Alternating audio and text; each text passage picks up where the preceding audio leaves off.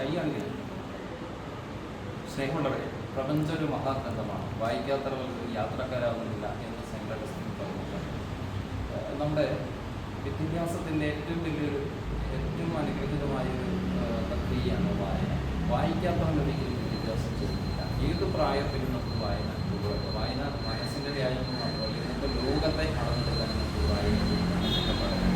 വായന എന്ന് പറയുന്നത് അതൊരു ലോകമാണ്. ആ ലോകത്തിൽ ഓരോ അത്ഭുതങ്ങളും സംഭവിച്ചുകൊണ്ടിരിക്കുന്നു. പ്രവാസി മലയാളിയായിട്ടുള്ള നമ്മുടെ ബിനോയ് തങ്കച്ചൻ എഴുതിയ നമ്മുടെ ലെജൻഡ് എന്ന് പറയുന്നത് ഇന്റർനാഷണൽ ഒരു ത്രില്ലർ നോവൽ, ബഹുമാനപ്പെട്ട നമ്മുടെ എഴുത്തുകാരൻ കൂടിയായിട്ടുള്ള ബിനോയ് തങ്കച്ചൻ, അതെ, ഈ ഒരു ലെജൻഡ് എന്ന് പറയുന്ന ഒരു മനോഹരമായിട്ടുള്ള ഒരു പുസ്തകം നമ്മുടെ ഹിന്ദുപാലൻ ലൈബ്രറിക്ക് സമർപ്പിക്കുന്ന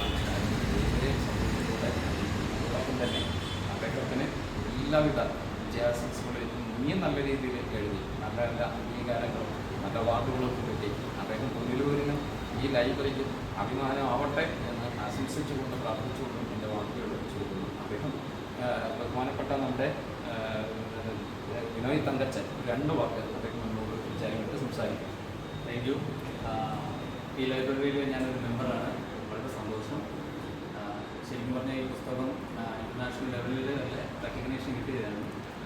നമ്മുടെ സിനിമ സൂപ്പർ സ്റ്റാറായിരുന്ന 80s മരിച്ചുപോയ സിനിമ ജയനെ പറ്റിയുള്ള അദ്ദേഹത്തിൻ്റെ ബയോപിക് ഫിക്ഷൻ നോവലാണ്. അപ്പോൾ ആ നോവല് ഞാൻ മെമ്പർ കൂടിയായിരിക്കുന്ന ഈ ലൈബ്രറിയിലേക്ക് തരാൻ സാധിച്ചതിൽ എനിക്ക് വലിയൊരു സന്തോഷമുണ്ട്. പിന്നെയും കുറേ പുസ്തകങ്ങൾ എഴുതുന്നുണ്ട്. അപ്പോൾ എല്ലാ പുസ്തകങ്ങളും ഈ ലൈബ്രറിയിൽ വായനയ്ക്ക് വേണ്ടി സമർപ്പിക്കണമെന്നാണ് എനിക്ക് വലിയൊരു ആഗ്രഹം. ലൈബ്രറിയിൽ ഞാനത് നൽകുകയാണ്. അത് നമ്മുടെ ഏറ്റുവാങ്ങും ശ്രീനാഥ് അല്ല ഒരു കാര്യം നമുക്ക് ഒരുമിച്ച് ശ്രീനാഥ് ഒന്ന് കൈ പിടിച്ചാൽ